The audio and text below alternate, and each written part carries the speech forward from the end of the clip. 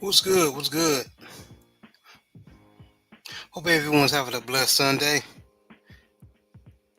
Y'all know what it is. This is Jared O11 Green with another installment of the Southern Baller Show, episode 74. Shout out to the mighty LDBC. Hope everyone is having a blessed day. When on your way in, please hit my like button and subscribe if you like what you're hearing. I much appreciate it. And of course, I have my usual panel. Coach 67 Sports TV, what's going on? I'm blessed and highly favored. How y'all gentlemen doing this afternoon? Man, I can't complain, man. Can't complain about anything. JB, what's going on with you, man? Hey man, same as y'all, man. I'm blessed. Another Sunday, beautiful Sunday, and another show. Yes, sir. Yes, sir. Shout out to my brother, Joseph Townsend. Let me take this visual off.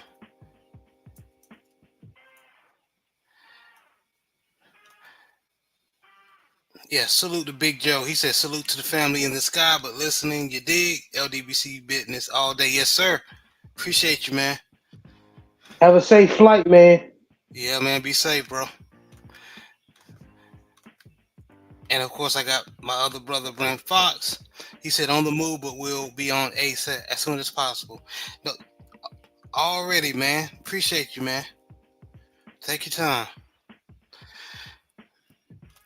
And then my brother, Big Reg, host of Big Boy Talk.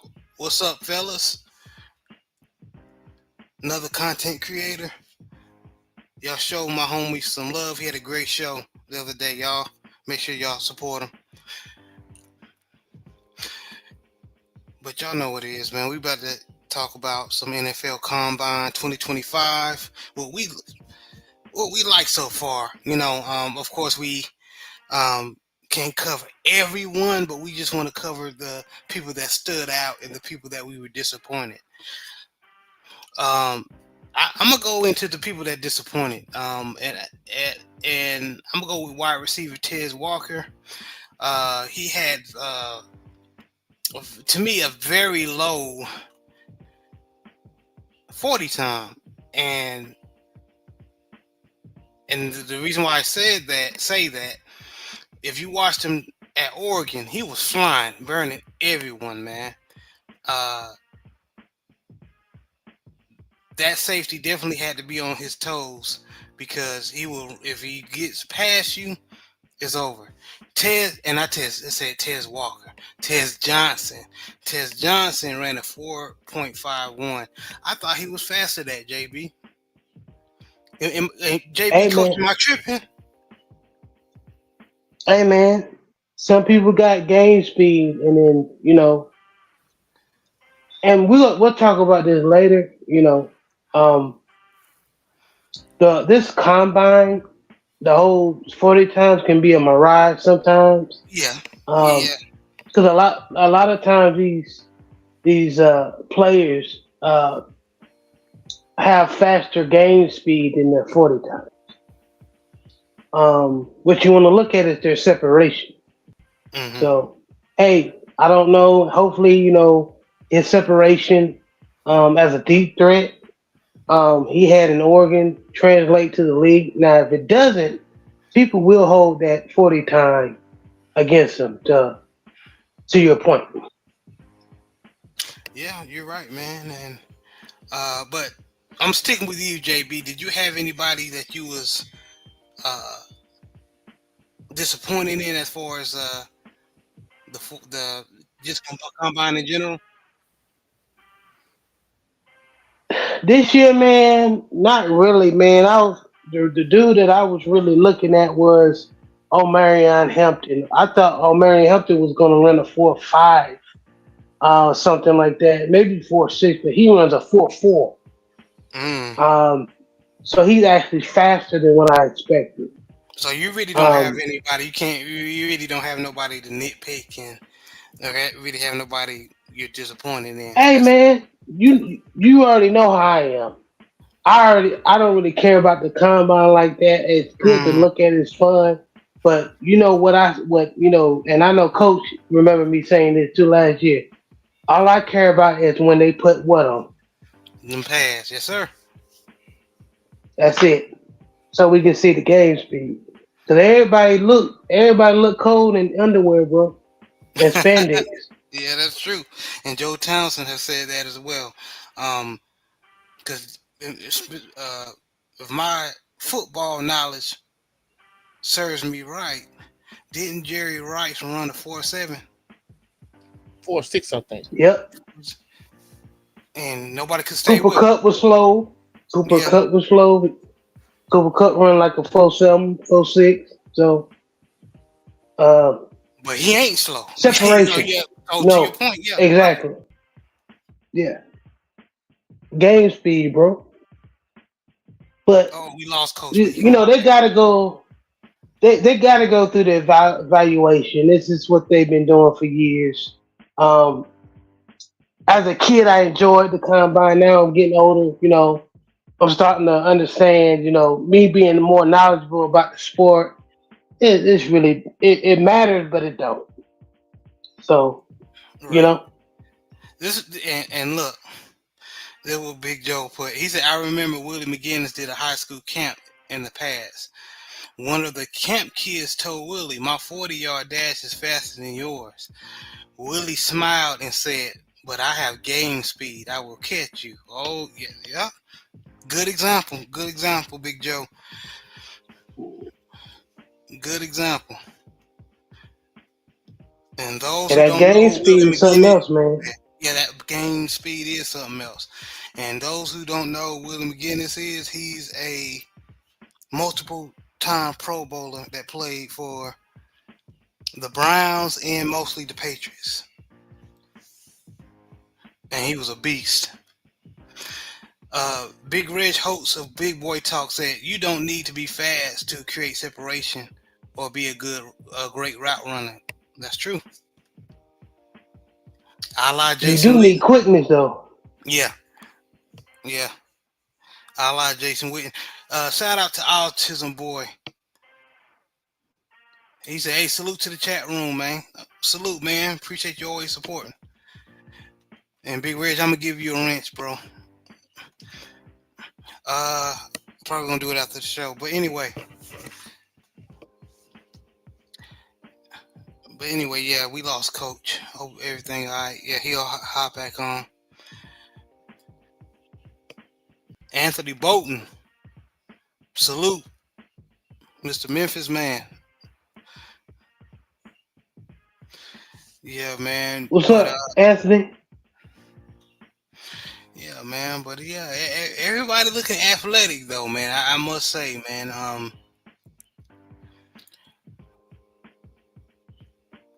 Everybody's looking Man, pretty good. I'm not seeing anything horrible as of yet. I do see some things where I thought this person could run a little bit faster, a la, like I said, Tez Johnson, but not seeing anything crazy. I do want to say something about the QBs though. Go ahead. Um, there was some bad, terrible throwing, and I know the QBs had their little competition where they were throwing the receivers their routes and stuff like that. Skeleton drills, yeah. And yeah, they're showing their accuracy. Jackson Dart and Quinn Ewers look terrible. Uh, Now we know that can develop. If they get on the squad, we seen that the squad has kept Lamar didn't do the best. I've seen in that drill either. Just to be fair, Hmm. but whew, um, a lot of people was trashing Cam Ward and Shador for not participating, but now they look like geniuses because none of them dudes that was throwing Jackson Dart and cute Quinn Ewers and a couple of guys. I think Hennigan old from boy Memphis. from yeah, old boy from Missouri. I forgot his name. Cook, I think. Yeah, Yeah, Cook. He pretty he was fast. decent, but He ran a 4.5. I can say that. okay. Salute to Sip the Tally Films. He said, "Sup, good people. I appreciate you, Coach, for tuning in, man. Appreciate you, man." So, Uh, coach. Big Red, host of Big Boy Talk, said Dante Thornton Jr. shocked me with his 40, but he got to be able to get open consistently. Yeah, that's true. And he confirmed, JB, the quarterbacks are very inaccurate. Yeah, Ooh, hard to yeah, watch. it's confirmed that Shador and Cam is the best two quarterbacks in the league. Everybody else you playing dice, you playing craps with. Cause that accuracy was terrible. Yeah, and when you mean league, you mean the NCAA. I hear you. But as of now, Yeah, this bunch or this crop. But coach, you dropped off, but you back on. Um, redirecting the question to you, man. Who in the combine impressed you, and who didn't impress you? Well, you know my take on the NFL Combine. I'm not gonna say it's a waste of time. I think it's a assessment tool, but it's not the only thing you should use when assessing players. I mean, I always tell a Mike Mamula story based on what Mike Mamula did in t-shirt and shorts at the combine. He should have been a perennial All-Pro, NFL Hall of Fame, and the whole nine. Mike Mamula made one Pro Bowl. So at the end of the day, uh, I think what you do at the combine should be part of the evaluation. However, at the end of the day, I don't think that should be the sole basis on whether you draft a player or not. Because I mean, they had players who were mediocre in college and they get to the combine and they blow the metrics through the roof in terms of your assessment of them, and they jump way up draft boards, and then they turn around and when it's time to play, hey, they go back to this, they go back to that, ain't what they were. Excellent point y'all made earlier. I think Jerry Rice ran like what a 4.6 in the 40. Mm-hmm. Jerry Rice Four ran six a four 4.6 seven. 40 Yeah. time. And guess what? Some of the fastest defensive backs in the NFL used to run a slant, catch the slant, run across the field, they couldn't catch it.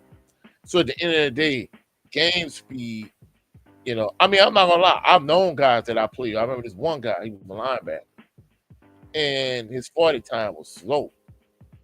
But our coaches called, he had what they used to call old crap speed. And I'm replacing crap with the S word. Like, hey, if this Right. running back in the open field, he running away from people, he was able to catch that guy. He wasn't fast if you put him in t-shirts and in shorts and put him on the grass and say, all right, go run his 40 time. Or even you put him on the track, say, hey, go run his 40. But if you put him on the field during the game and somebody might score a touchdown, he was able to go make that tackle. So some people, their game speed and their 40 time are two different things.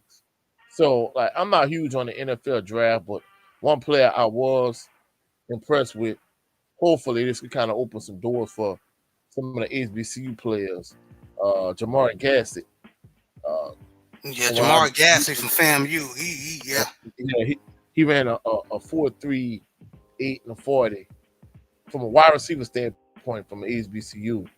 That's good, and hopefully he can get at least drafted in the later rounds. And not only that, but not just him, but other HBCU players, because for you to go years without having players get drafted in the NFL from HBCU.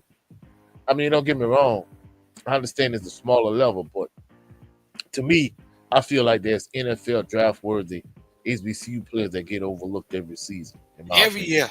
Yeah, every year. And when I had the brother Emery Hunt, um, I did on the show and did an interview with him. He confirmed that, and he said that the NFL's excuse when he asked him was they there's not enough roster spots because they're mainly going up after the Division One.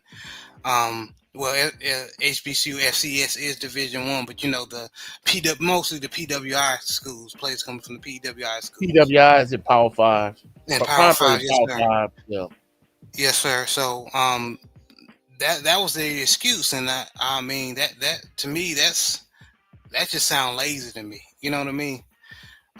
Like you said, there's multiple talent coming out of these HBCUs, man, especially in the skills position. Definitely, man. I definitely agree, man. But um, yeah, man. And another example about people killing it in the combine, and when they in the league, they're not that great. Y'all remember Fabian Washington, defensive back from Nebraska, yeah, yeah, running a Yep. yeah, 4.25 in the 40, very fast, but couldn't stay with nobody. Even our Baltimore JB and Coach and Big Reds, they know who I'm talking about. yeah, We yeah. had him Yep. in our secondary, the Baltimore Ravens, and he was bacon burnt, barbecue, barbecue Smoke chicken, man. sausage, burnt Yes, toast. sir. Yeah, Yeah, it was bad, man. So yeah, he's definitely a prime example. Speed ain't always as far as on paper, and as far as um, running in shorts is not always the thing to go by. You need to, like JB said, when they put go sip the tally said so sip the tally said roasted brisket for real.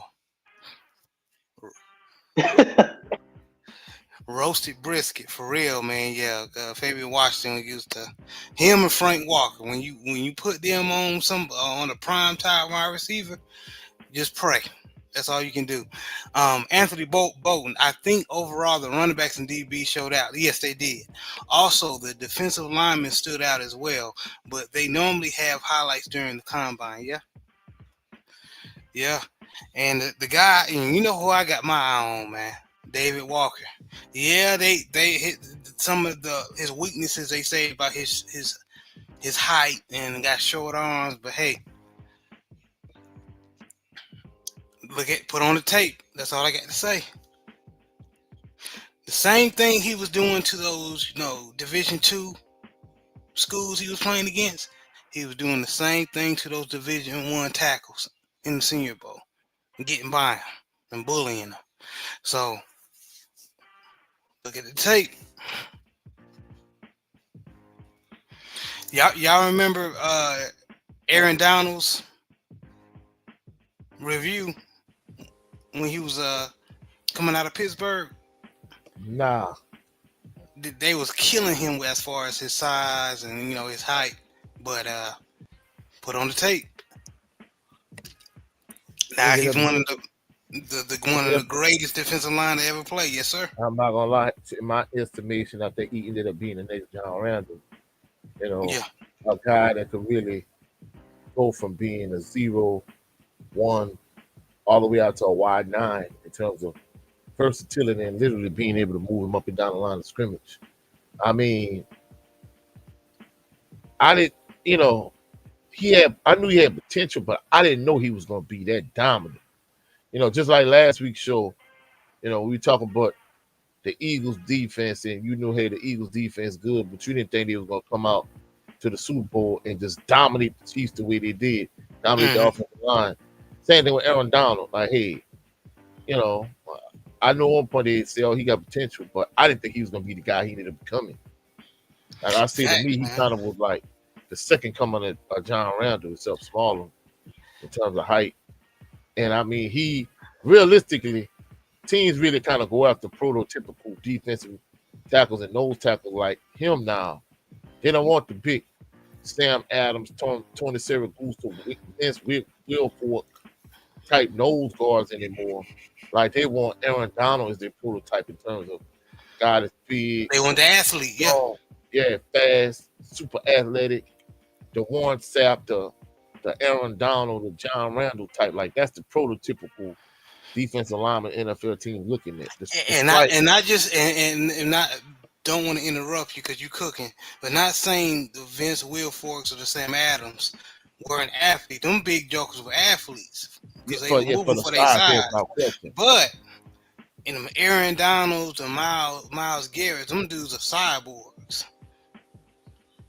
Yeah, and that's the prototype, teams are looking for. And at the end of the day, it's like certain players kind of become the prototypical players, and everybody really kind of go for that prototype. And realistically, I hate to say it, like your guys like your Tony Saragusa maybe types. Like nowadays, teams kind of want those type of guys to play on the offensive line and slim up. Like you don't want the big three technique, one technique guy that's going to demand a double team. They don't want them type of guys anymore. They want guys that can stay on the field all 3 downs and get after the quarterback. So Now I will say, if we go back to those big slot balls back from back in the day, that will stop plays like the tush push oh no, I ain't and gonna lie. stuff like that. If you had uh, you know Tony Saragusa and Sam Adams or Gilbert Brown or Dennis Wilfork, if you had like big slop hogs like they used to have in the middle, that's what me and Rude Dog call them big slop hogs. You got them two big slop hogs in the middle, 3 of them. I promise you ain't gonna be no tush push. I'm telling Word you, long. them sinners and guards gonna have a rough day. Yeah, you're right, especially with them caliber of big dudes. Well, we gotta move it along, man. Let's go ahead and recap the Legacy Bowl that happened a couple of weeks ago. Um, those who don't know, all the best HBCU players playing the bowl from Division 2 to Division 1 uh, every year. It's called the Legacy Bowl, HBCU Legacy Bowl, and basically this is supposed to help HBCU players get drafted. The only issue is a lot of them haven't been getting drafted for the past few years. Um, who was the last one to get drafted? I know that one of the corners from that Jackson State squad that got drafted a couple of years back, but that's the only thing. That's the only one I can remember, Coach. Unless I'm Yeah. tripping. No, that's the only one I remember too. And then on top of that, the thing that's really kind of been, I guess, turning people off with the Legacy Bowl, whether people realize it or not, it's basically HBCU glorified All-Star game. And when you get games like the East versus West Shrine game or the Senior Bowl or the Legacy Bowl, like offenses don't have a whole lot of time to develop and have continuity and gel. So defenses typically dominate these type of games.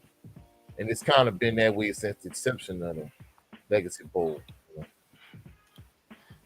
Yeah, it has, man. And the Team Robinson, these teams are named after Hall of Fame HBCU coaches, uh, Coach Eddie Robinson and Coach Gaither. Team Robinson won. Team Robinson made mostly of the SWAC, mostly, and Team Gaither made out of mostly of Division II, the SIAC and the CIAA players from them schools, and then a sprinkle of your Howards or the Tennessee States, the Tennessee State players. But Team Robinson won. It was a very good game, 17-14. A lot of secondary players showed out from Team Robinson. Matter of fact, that was a game-winning interception that was made to end the game, basically, or to put a stamp on the game so they can milk out the clock. So I say all that to say this, man. There's so many players that should be. We're gonna get to it. as far as who we think should be drafted. HBCU players who will be drafted. Um, but what was your thoughts on the game overall, Coach? Uh, like I said, I'm gonna keep it a buck. I mean, I think I kind of been into it more the last couple of years. This year, truthfully speaking, of course, you got a lot of GSU fans on my channel. GSU fans talking big noise since they won the SWAC championship. But really, I kind of felt like outside of GSU fans, like there wasn't a whole lot of traction like you would ordinarily have. Hmm. On my channel, I really didn't even cover it because I knew, truthfully speaking, I'm not trying to be a Debbie Downer, but I knew Man, be honest, man. that video wasn't gonna do a whole lot of views. Kind of. I mean, don't get me wrong. It might have did maybe about half of what a normal video would do, but I'm like, I'm not trying to disrespect the Legacy Bowl, but you know, in my neck of the woods, there wasn't a whole lot of buzz around the game. You know, the player that really they talked about the most from Southern University was a deep snapper, Braxton Blackwell. And I'm like, if the deep snapper guy is the guy you really pointing at, yeah, that ain't gonna turn a whole lot of heads for members I rock with Jaguar Nation. But in terms of the game itself, like I say, it's the typical all-star game. You know, Yeah. defense for the most part kind of been the theme. But my only hope is, I mean, the one thing I like about it is it's not just a game. It's like a job fair. There's a lot of ancillary things surrounding it that kind of benefits players from different schools, and not only that, but benefits the HBCU graduates too. Hmm. There's a job fair. There's a lot of community building, networking that goes on. So, I'm proud of it. I think they should continue it. But my main hope is you have some HBCU players that really not only get looks, but actually get drafted. To me, if you're not getting drafted from it, I think Then it's it's kind the of a deep waste. purpose. Yeah, I feel like it's a Yeah, deeper good purpose. point, man. And I'm sorry to say, because I love it. I love it. But if it's not causing traction as far as having NFL scouts buzzing and using it as a talent pool, then yeah, you're right. Um, Yeah. And I don't mean to cut you off. I mean, I think no, the you thing good. about it is, I know you might have some people you're like, man, coach this, coach that. But truthfully speaking, I don't think the NFL scouts, in my opinion, taking this Legacy Bowl as serious as they should. I might be wrong, but that's just from my But they opinion. and that's my thing is, and I don't mean to interrupt you. They should though. You know what I mean? Because like Traquan Thomas, who won the defensive MVP, I can definitely see as a sixth or seventh round pick. You know what I mean? Yeah, Uh, because he's a dog. He was a dog for Alabama State. Um, and then Daniel Richardson was offensive MVP, who was quarterback for FAMU. Now, yeah, I, I can. Don't get me wrong, man. If Spencer Rattler is on the squad, Daniel Richardson can make a squad, man. Uh, yeah. so I'm just saying. Well, I mean, I'm gonna keep it a book. You know, I'm not trying to make it about Spencer Rattler at this point, but No, you you good, man. got some members of Who That Nation that fervently believe he could be a franchise quarterback, whereas others are now, hey, I'm not sold on this guy. Like maybe we need to take a look at a Cam Water, Shador, and I'm like, that's not realistic because from a draft standpoint, you don't have enough draft capital, and you're not drafting high enough to even consider get your door Cam Ward. So like, why are we even talking about it? So like you said, if Spencer Riley's on the squad, I mean don't get me wrong, Spencer Riley has a lot of arm talent, but I agree 100% with what you said. Yeah, he definitely does. And before I go into detail, because I'm going to ask who you think in this NFL um, excuse me, let me rephrase that. I'm going to ask who do you think in this HBCU group should be drafted? But before we go into detail, let me look in the chat. Um, Anthony Bolton made a point. He said that Nick Amanari, that safety from South Carolina, Hmm. and I don't know why I didn't bring him up because he was very much impressive. Matter of fact, a lot of people have me and JB's Baltimore Ravens picking him on their draft boards. So in the first round, so I wouldn't mind that. If we in the second and third we go O line and D line, but yeah, yeah, that dude is an athlete. Yeah, Anthony Bolton said I was most impressed by the safety Nick Amanari. Also, Sebastian Castro seems like he has a knack of making plays all over the field. Yeah, and Big Reg agreed with that. Yeah, yeah, with a 43-inch vertical, bro, and a Yeah, I ain't lying. 44.38 40. Yeah, he's an athlete. That's some serious speed, serious vertical, Yeah, and he almost like 6'4". He's 6'3". Yeah, he's an athlete, man. But going back to our question, man. I asked who do I believe in this HBCU group of 2025 going in this draft this year? Who should be drafted? And my number one person on the board, man, I'm going O line. I'm going the offensive lineman from Alabama A&M that will play in the recent Senior Bowl, Carson Vincent. He's one of the he should be drafted, man. He definitely should be drafted. He's my number one person, and then my second person is running back Irv Mulligan. Yeah, yeah, yeah. He definitely should be drafted, man. Irv Who? Mulligan, my boy. Yeah, Irv Mulligan, the beast, man. He Yeah, run angry. well, my two guys are, like I say, first, Jamar Gassett. I mean, look, I don't want to hear he undersized, he this, he that. This dude run 4.38 and 40. This dude can return punts. He could be a receiver.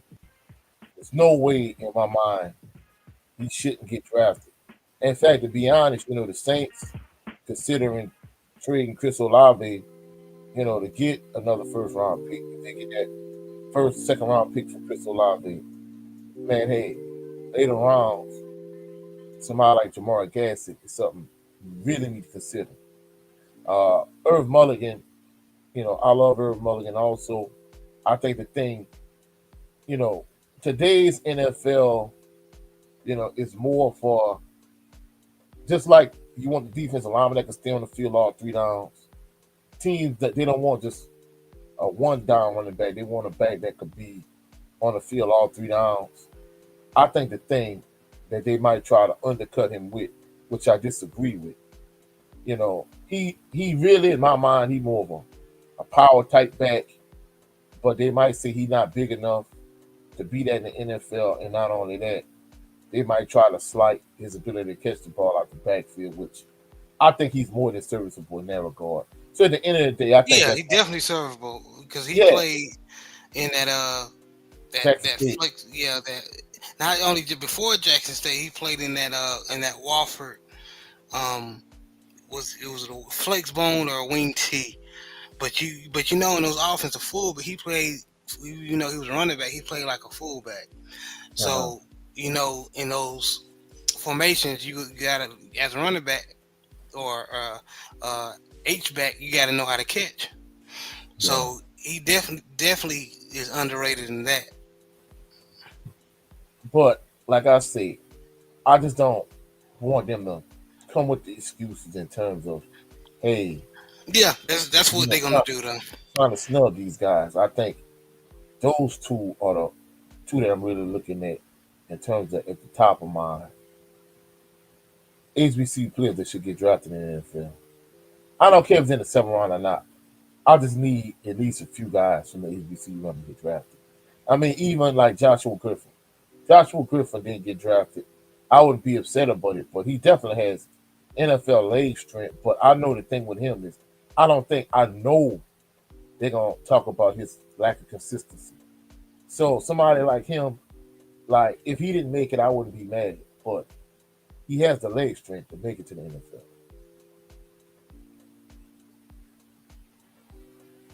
Yeah, he was definitely had some clutch moments.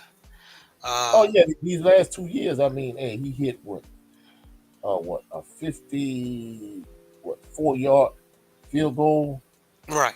last year to Mm-hmm. bring the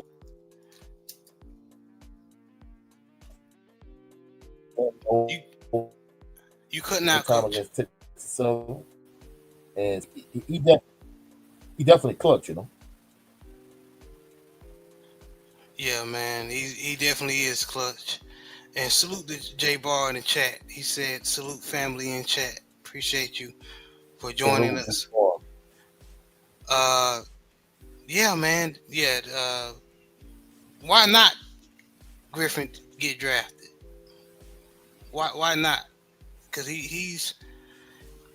I mean, he. But the only thing is, man, like you said, they're gonna use that consistency thing. That use the word consistency against him, and because he's a black kicker coming from an HBCU, Yeah. they're gonna use that against him. They're definitely gonna use that against him. But JB, me and Coach been doing all the talking as far as the HBCU ranks, man. Who you got your eye on? Who you think should be drafted? Like you said, Irv Mulligan, he should be drafted. Uh, like you said, the kicker, and I don't even know why the word consistency should come up because right now, I mean, kickers are not consistent like that. Punter or kicker, so I don't. I mean, he should get a shot. Um, so, but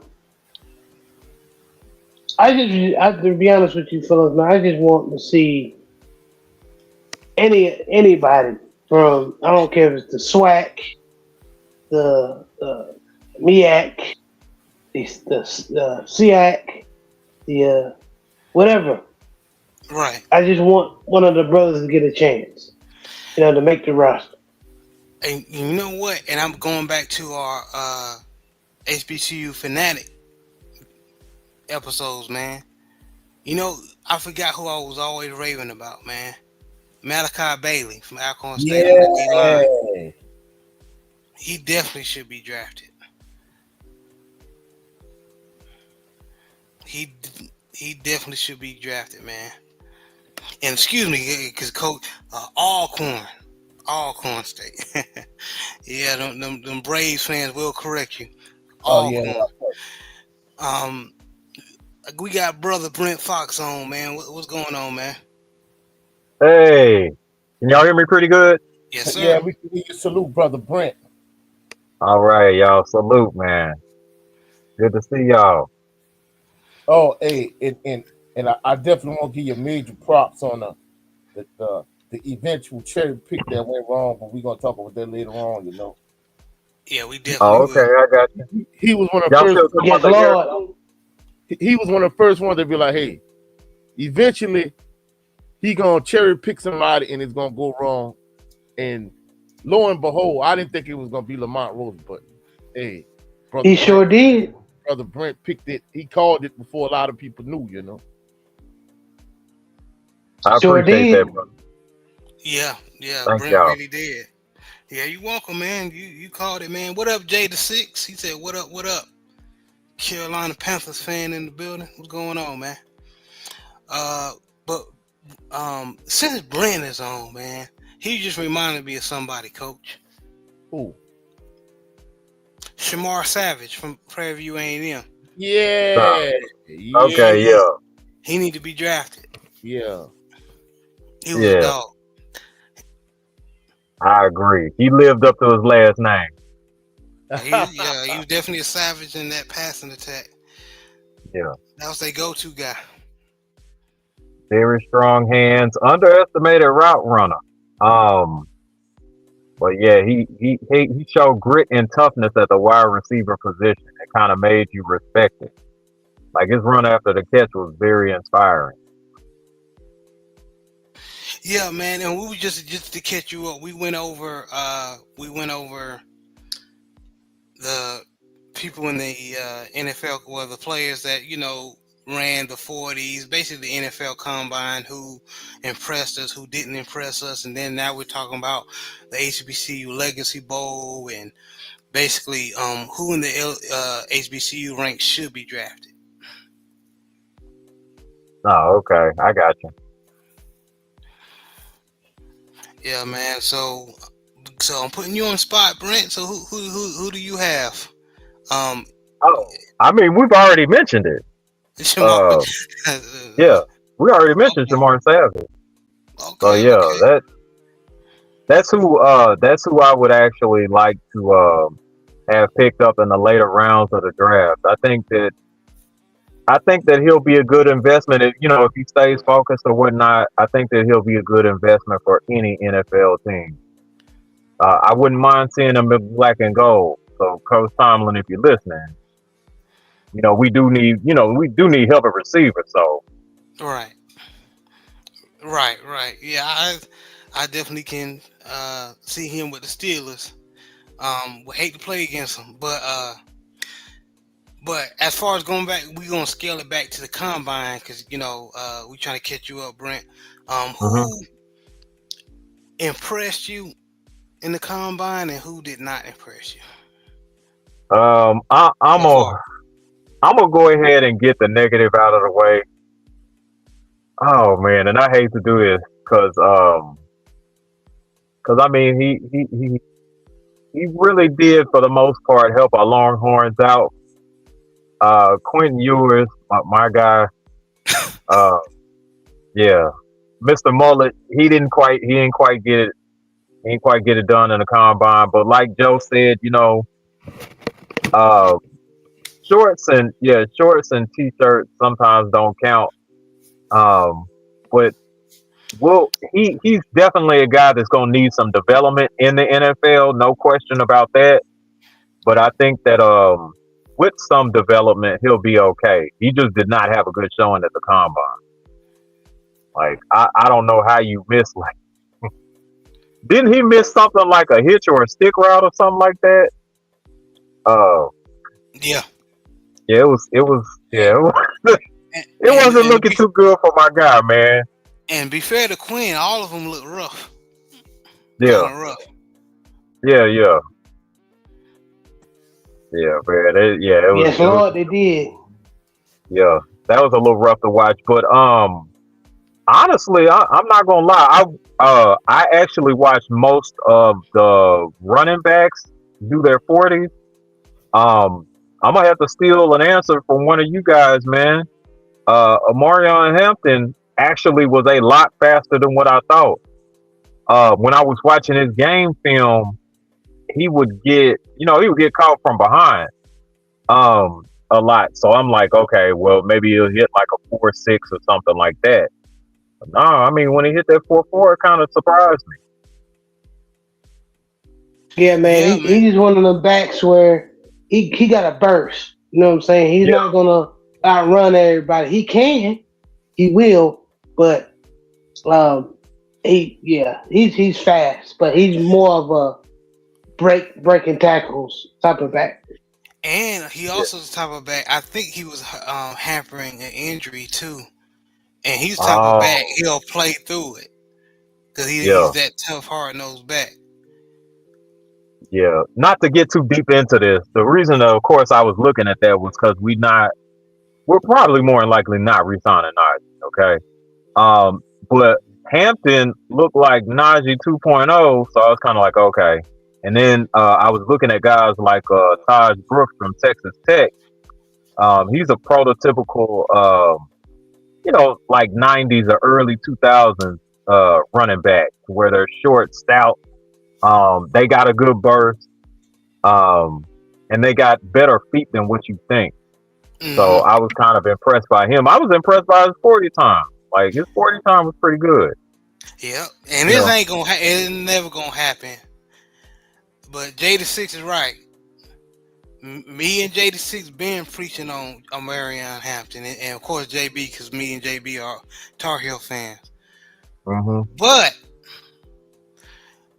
I would love my Baltimore Ravens to get him if we go running back, which we shouldn't. But that's not, like Coach said. That's not realistic. So if we do get a running back in the later round, hopefully Devin Neal from Kansas is still there. you better not. You better not. That's my guy. You better not. Better not. Devin That's Neal my a guy. dog. Devin Neal a Yeah, he dog. is. Hey, his burst, his vision, and his shiftiness reminds me of another running back we used to have like in the 2010s, man. I would love to get that guy. And I think that with the zone scheme that we actually have, that'll probably serve Devin Neal a lot better than it did Najee Harris.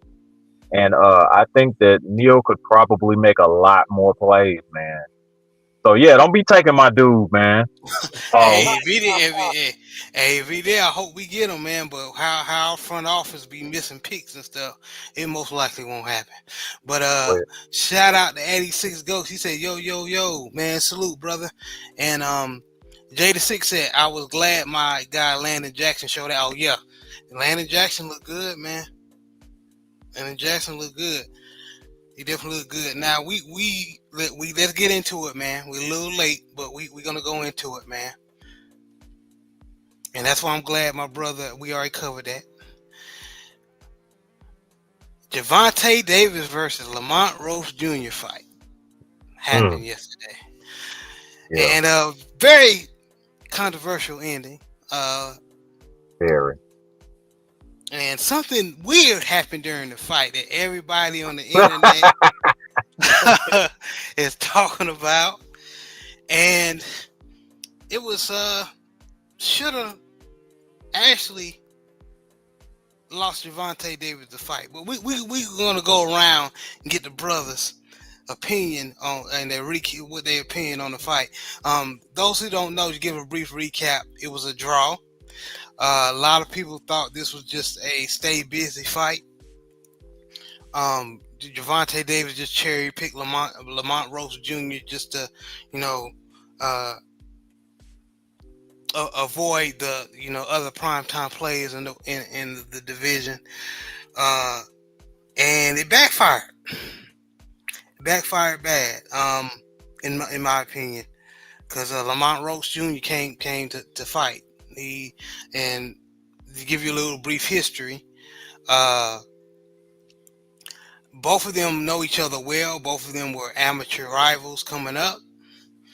So Lamont Roach Jr. was not phased by the aura of Javante Davis, this knockout artist. He a monster. What they was trying to build up during the fight, before the fight. This boy Lamont Roach Jr. came to fight, and 86 said ref got paid under the table. Had to. Something happened. All right. Brent, what were your thoughts on this fight, man? I'm not gonna go off the deep end and just say that things were rigged and all of that. I think the fight just kind of shows you what it basically was.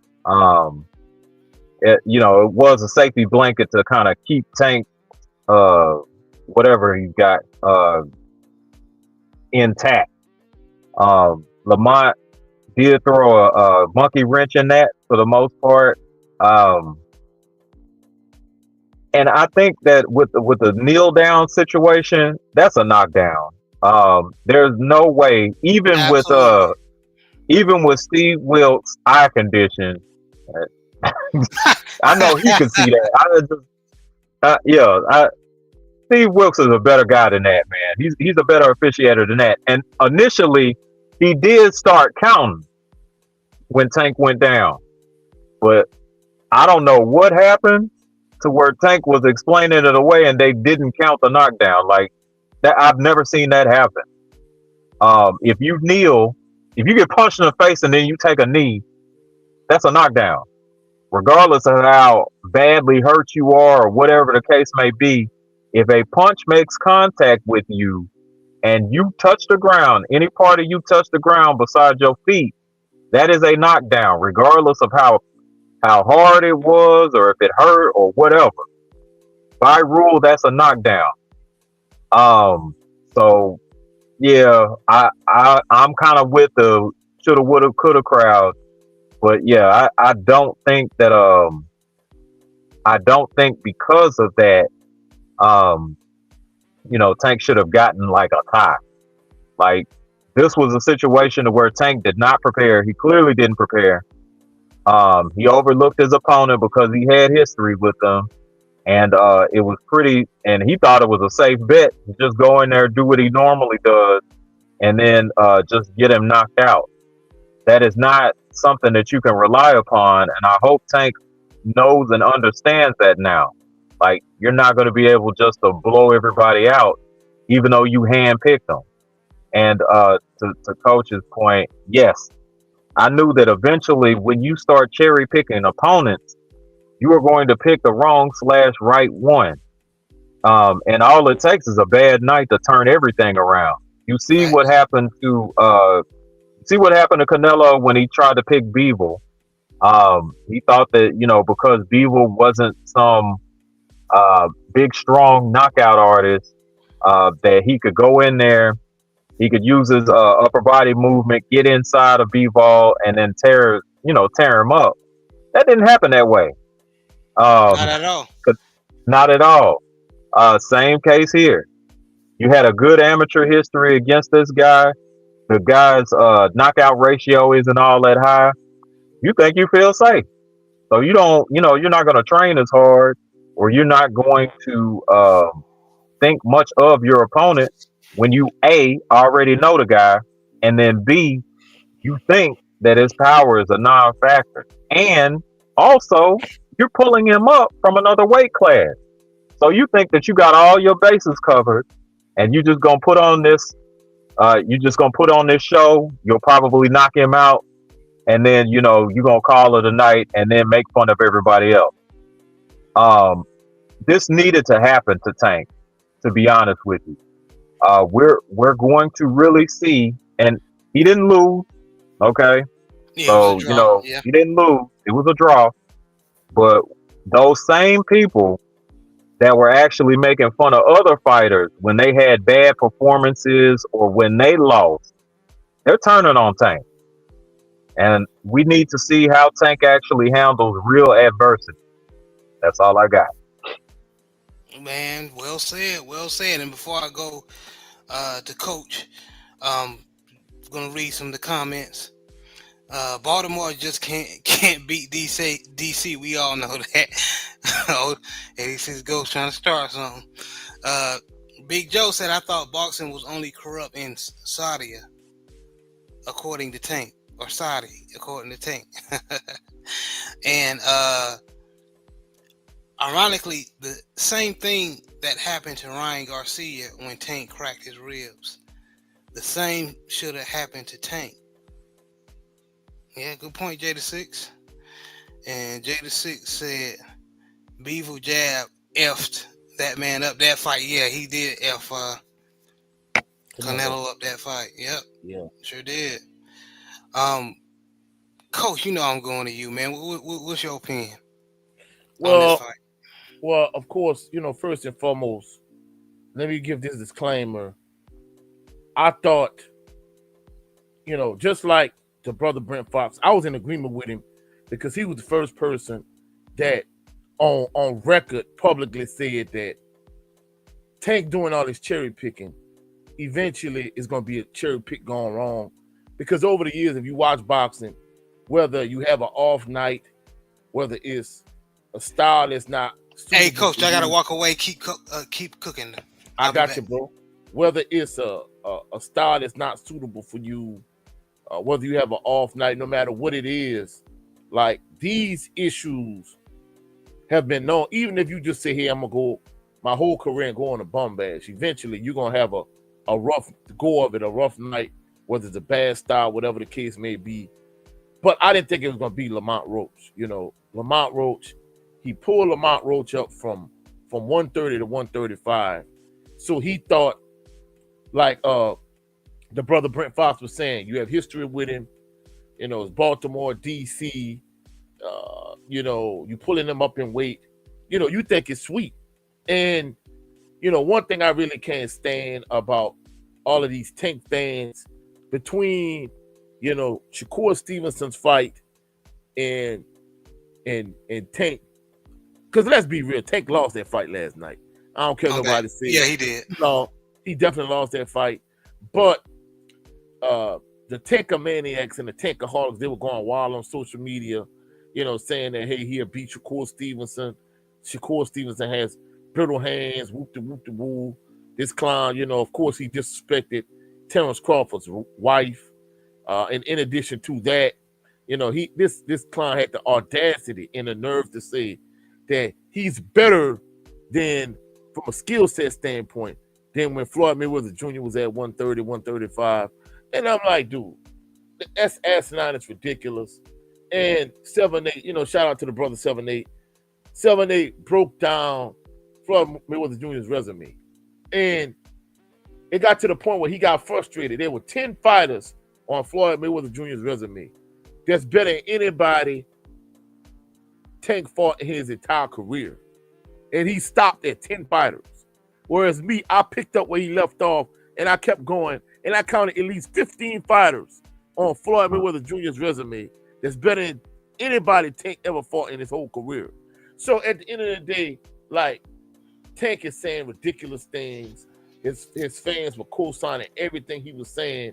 And my whole thing is, I'm like, bro, my cousin, King Ray, shout out to him. He was saying that, one of the older episodes of Bayou Sports Talk, he was saying at one point that his MMA UFC fighter, Sugar Sean O'Malley, was talking about potentially fighting Tank Davis.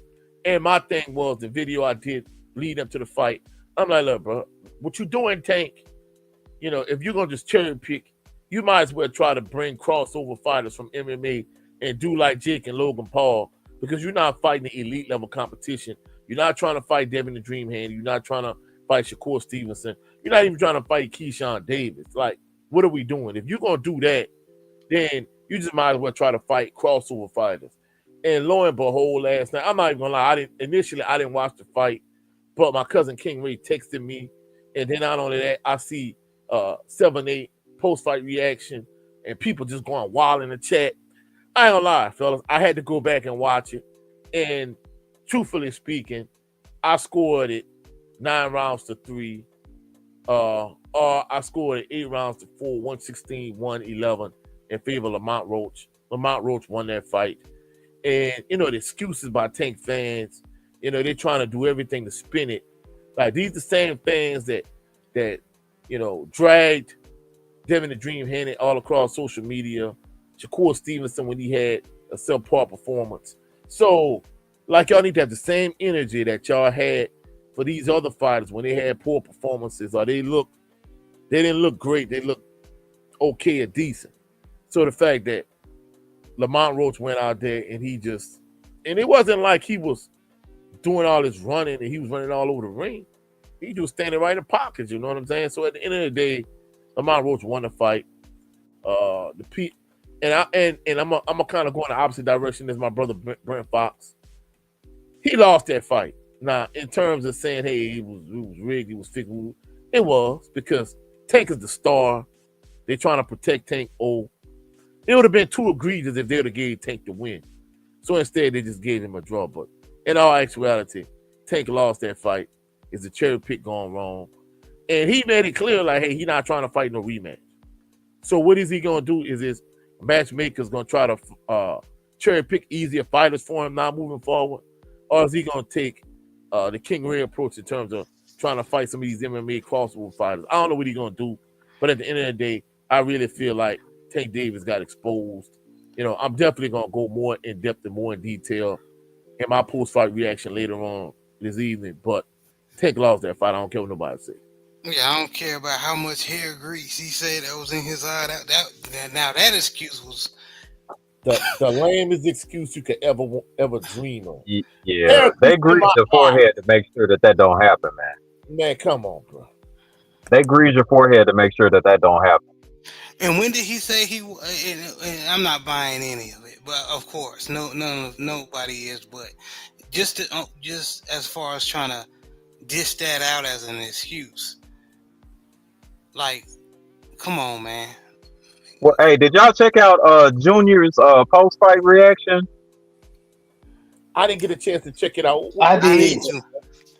Yeah, hey, remember he said that people was getting a soul glow knocked out of their head and they still wasn't going down. Yep. Yep. They had Jerry curl. Well, yeah, they was knocking the soul glow out there, out there, out their hair, and they was still fighting. So yeah, that ain't no excuse. Hey, like the brother Yeah. said, he bent Shout out the to knee. Junior the Truth. Yeah, bending the knee. Man, it's crazy, bro. And Joe Townsend said when when they start allowing time out in boxing, if that starts the case where it's the instant replay like in the NFL, yeah, Well, they gave him that Pat Mahomes treatment since we doing that. Yeah, they gave him a Pat Mahomes treatment last night. yeah, they did. Yeah, Yep. it's crazy, man. All right, we gonna go to JB, man. What's your thoughts on this fight, man? Basically, he bit off more than he could chew. Last night, he thought it was gonna be easy work. He thought Lamont Roach was sweet. He thought he was gonna just bop that boy on top of his forehead and he was gonna lay down. That didn't happen. Him being, I guess, coming from a smaller weight class, Lamont actually looked kind of bigger than Tank. Um, um, I think, man, Lamont just basically beat him, man. He outboxed him. I don't think, me myself personally, I don't think Javante was in shape. And then you could tell when Lamont went toward his body, to retaliate, Tank going to his body, Tank didn't like them body shots. And then when he came in and got hit by the right hand, he stunned Tank a couple times. On that knee, I think it was after he got hit to the body where he took that knee. And then I think he tried to play it off, and he went to the corner and act like he had, and then he gave the excuse to everybody that something was in his eyes or grease or soul glow, whatever the hell he said. But I think he was hurt and he was trying to play it off. So now I know, by watching the fight yesterday, Tank is the type of dude when you hurt him, he gonna start the theatrics. He gonna try to hit you with his shoulder. He gonna try to low blow you. He gonna act like something was in his eye. Oh, okay, yeah. That's typical bully. You know what I'm saying? He can dish it, but he can't take it. Long story short. That's true. That's true. And shout out to Anthony Bolton. He said Tank had a mix of luster silk and Hawaiian silky in his eye, fella. You got to take it easy on him. Tank a star. Yeah, that's the excuse that the Tank fans gonna come out. And Jay the Six said Lamont made some money for himself for sure. Yes, he did. Yes, he did. Yeah, Hey, I think the coach's point, it would not surprise me if his next fight is with some MMA fighter. I think that he's probably gonna wind up doing that.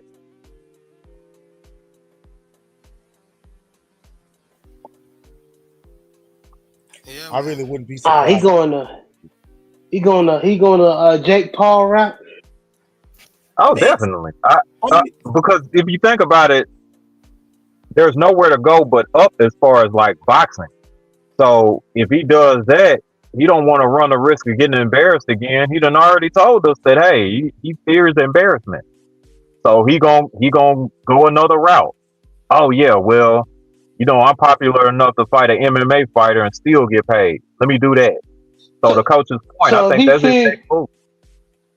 right, so if he feels embarrassment, why the hell he after the fight he come on some he had Murray's grease in his head after the fight if he feels Well, embarrassment. shit, So looking I for any don't. excuse, then yeah, you trying to save face. Like you don't want to tell the truth and be like, well, hey, the guy got a good shot on me. It was better than I expected, and and I had to take a knee. Uh, he done already he done already discredited Lamont, talking about he was slow. Okay, so if he Mm-hmm. was that slow, why ain't you counter fast enough to get his ass up out of there? Excuse my language. I'm sorry. Get him up out of there. Beautiful. Like, come on, Yeah. man. Don't. It was a bad night. I would rather you just tell the truth and say, hey, look, um, I didn't train like I was supposed to, and it was a bad night. I underestimated the guy. That won't happen again. I look forward to beating the brakes off of him in the rematch. Just do that. There you go. Mm-hmm. There you go. And then the thing about it is he's made it clear, like, hey, now he don't want no rematch. It's like, come Yeah. on, man. What type of heart do you have? You know, and to Brother Brent's point, I mean, if you had an off night, to say I had an off night, I want to run it back, man. Hey, you might be to get some buzz, like 7-8 was saying leading up to the fight. Like if you fought this fight in the DMV area, Washington Commander Stadium, or where the Wizards play, man, DC and Baltimore. Oh my goodness, bro. Like y'all will make some money, and you can play up the fact that hey, you should have knocked him out in the first fight. You had an off night, you could run it back, but he done made it clear he don't want to run it back. And I'm like, come on, man, this dude is cowardly, and to the Sugar Sean O'Malley point, it's not like Sugar Sean O'Malley or somebody like that. He's not a big enough UFC star. He's not like a John Bones Jones. He's not like a Daniel Cormier or Brock Lesnar or Conor McGregor. I don't think he has a big enough name to really try to, pull that off. But I wouldn't be surprised if he went that route because, like Brother Brent was saying, he can only go up in terms of level of competition. Like, unless you're really trying to pull up maybe Monster Inoue, which I don't think Monster will make that type of jump to 130. But at No, the he's end of not the going for that. yeah. He not going. Tech not going back down, and you can't pull him up that far. So that's the only thing I can see. Unless Tech start really trying to pull up guys from 126. I mean, come on, what you gonna do? You in terms of competition, you can only go up. So that to me, I think that's the next play. Trying to pull fighters from the MMA ranks. Yeah. Oh yeah. Also, man, I just think that, and I'm sorry, I have to do a disclaimer. When I was talking about what Tank should probably do, I'm speaking from somebody that actually has a high amount of self-respect. So my bad, man. Or somebody that takes their career seriously or something like that. My bad, y'all. I'm sorry. No. You were right though. Like, I mean, just think about it. I know he didn't. They're dragging him on social media as we speak already anyway. So Hmm. you already ended up Right. doing that. You rather lose to a Devin Haney, a Shakur Stevenson, a Keyshawn Davis, or you rather lose to Lamont Roach? I mean, nobody was picking Lamont Roach to beat. Maybe one or two people, but nobody really was picking Lamont Roach to beat Tank. And don't get me wrong, he got away with the draw, but let's be realistic. He lost that fight. No two ways about it. Yeah, he lost that fight. Yeah, yeah, yeah. They gave him that draw. I don't care what nobody say. They definitely gave Yeah, him that draw. that was a very late Christmas present. Um, Yeah, man. yeah, very late. 86. Anthony Bolton said Tank boo booed on himself a little bit when he took a knee. That's why he took the knee. And 86 Go said Tank sent his twin brother in there. Yeah, any excuse. Yep, any excuse they'll do. J6 said the truth is illegal these days. Yes, it really is. Oh, big facts, Gina Six, big facts. Big facts. Yeah, And Anthony Bolton said, to be honest, if Tank fights Monster in a way, he could really lose. Before the Roach fight, I didn't think it was possible. Now I changed my mind. Yeah. No, I ain't gonna lie. I'm gonna be honest with you. I can't see him beating. I can't see Monster Inoue beating him. I'm gonna keep it a buck. I think Monster Inoue just kind of like Tank. Because, I mean, let's be honest. I thought Tank, I had a lot of high hopes for Tank. I thought he could beat Loma, that type of thing. I think deep down Mayweather and his handlers knew that he really wasn't that guy. Slick outboxers really were giving problems. But in terms of Inoue, I think the same way, I'm going to be honest, I hate to say it, I think Tank was a bit of a hype job. I think Monster the same type of hype job. I think if Monster fights Tank, I think Tank savagely knocks him out. That's my personal opinion. Yeah. I don't even think they're gonna fight because Inoue's not leaving Japan, and Tank ain't finna go over there. So, Yeah. Facts. Anybody that has that style, that boxer puncher type style, like a Devin Haney or hell, a Lamont Roach or Shakur, has a boxer, is a boxer style where he has good feet. Anybody with good feet is going to give Tank some issues, and I don't think Inoue is winning right now because he just beats the hell out of everybody. He overwhelms everybody with his power, and he got a low speed. A lot like Tank, to be honest with you. Right, and then they allow him to stack his raps over there in Japan. I'm just gonna throw that out there. But yeah, that too. But yeah, I think Tank knocks him out as well.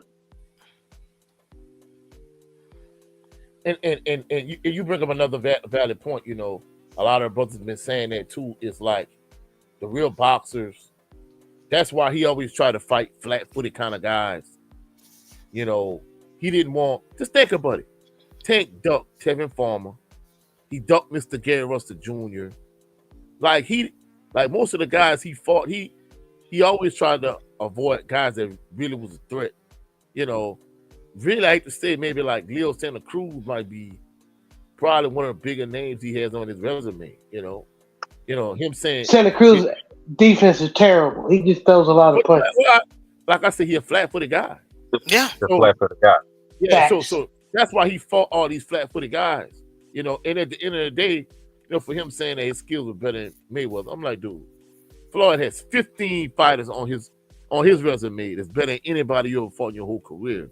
So at the end of the day, bro, like, knock it off, man. Like, the delusion. So what do you think about Pretty Boy Floyd versus Tank Davis then? Man, Pretty Boy TKOs this boy right here. Yeah, he'll stop Tank. He will stop Tank. I mean, because think about it. I mean, the fight he had against the late Jose Luis Castillo. I mean, bruh, like, come on, bruh, like, I mean, I ain't gonna lie. I mean, Floyd, I mean, man, some of those guys he fought. And I mean, I ain't even talking about like the elite of the elite. I'm talking about, Zab Jr. Diego Corrales. Yeah, Diego. That's what I wanted to say. I said Castillo, I wanted to say Corrales.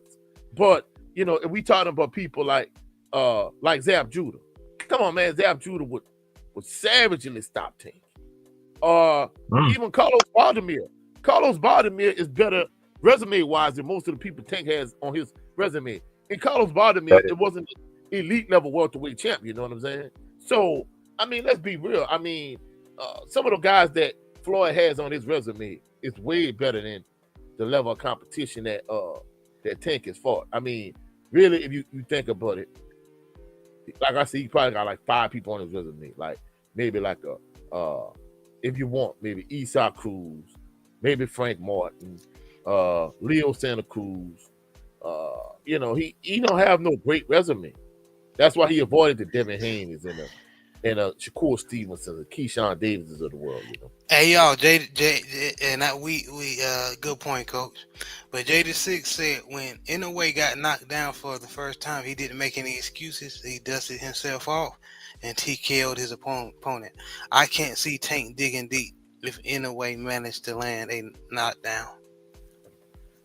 I agree with that aspect of it because last night I think it exposed him in terms of him not having any testicular fortitude.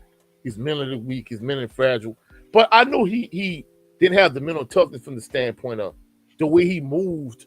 It's like, come on, bro. Like we'll never know if you great unless you see. That's the reason why we knew like fighters like Evander Holyfield and Muhammad Ali and Lennox Lewis. All of these guys had to overcome adversity. I'm gonna be honest with you. From a historical standpoint, even though he didn't fight the level of competition, even Mike Tyson, but that's the reason why people knock points off Mike Tyson's greatness because Mike Tyson never really fought a fight where he really had to overcome adversity. And realistically, Tank he showed the same bully mentality that Prime Iron Mike showed from the standpoint of, hey, if he couldn't just blow you away, like, and you really gave him pushback, what did he really do, Yeah, that's true. That is And accurate. and Memphis man Anthony Bolton said, "Let's keep it real. Emmanuel Augustus would style on Tank." Man, people might Damn. get far-fetched. Yeah, especially if he hit him with the drunken monkey style. I don't Oh, know if yeah. Tank would really be the hand of that, to be truthful. Especially Emmanuel Augustus constantly making him miss. Emmanuel Augustus constantly made Tank miss. What would Tank do? Because, like y'all said, a lot of these fighters that Tank fought are defensively irresponsible. And that was the thing that I was impressed with Lamont Roach. Lamont Roach was defensively responsible last night. And I ain't gonna lie, I was going to dispute that boxer puncher with Tank because I was gonna say with JB mentioned, but because I was gonna mention wasn't Frank Martin a boxer puncher, but Nah, his Frank Martin defense. jumped last night. Yeah, No, yeah. That's why I stopped myself. Yeah, he not. Yeah. And Frank Martin. But no, I mean, everybody remembers Frank getting knocked out, but like if we look at that scorecard, Frank was actually winning that fight. He just gassed out. He Yeah. moved around a little too yeah, much. And Tank, to his credit, Tank was smart enough to figure that out, used it against him, got him up out of there. I think that fight was too early for Frank too. It was. Yeah, it definitely was. But y'all, we went over a little bit the time, but it's all good, man. I just wanted to go over these topics and chop it up, man. Good conversation. Before I wrap it up, man, Brent, let everybody know where they can meet you and see you. It's just me, hosted by Brent Fox. I'm going to try to do a show on Thursday. If not, at the very least, I'm gonna continue to do shorts. I talk about a variety of sports and topics, primarily football and boxing, of course. But usually I'm on most Thursday nights on YouTube. Yes, sir. Y'all go check the brother out. Coach 67 Sports TV. Let everybody know where they can meet you and see you. Or you can catch me here on YouTube, Coach 67 Sports TV. For the most part, I kind of do a variety of different shows, do a variety of different videos. I'm kind of doing more video format. Every other Saturday, my brother, 7A Sports TV, Jared 11 Green, we do wire analysis where we break down each episode of the famous show, The Wire. Yes, sir. Also, I cover Southern University football content. I drop a lot of shorts in terms of Human Jukebox, Southern University's band. And, I just talk about a variety of different topics in terms of from a boxing standpoint. And not only that, when I do the coaches show, it's kind of like a individual version of Bayou Sports Talk where I talk about a variety of different topics. So later on today, I'm going to do like kind of a full post-fight breakdown of the Tank Lamont Roach fight. And I'm also going to talk about, an issue, a recent Southern University student. He passed due to some fraternity hazing. So I'm going to talk about those going to be like separate videos because I mostly kind of been doing videos more than anything. But y'all come over to my channel and check me out. Y'all have a blessed, phenomenal evening, blessed, phenomenal work week for all my individuals here in South Louisiana. Happy Lundi Gras, happy Mardi Gras to y'all. Y'all be safe, peace and blessings Yeah, to please be everybody. safe. Peace and blessings. And JB, any final words? Hey man, going to the week, man. Y'all be blessed. Have a good, like Coach said, have a good, great work week. And hey, keep knocking down your goals one by one, even as inch by inch. Y'all be blessed. Yes, sir. Yes, sir. And well, ladies and gentlemen, this has been another installment of the Southern Baller Show. Y'all have a blessed day.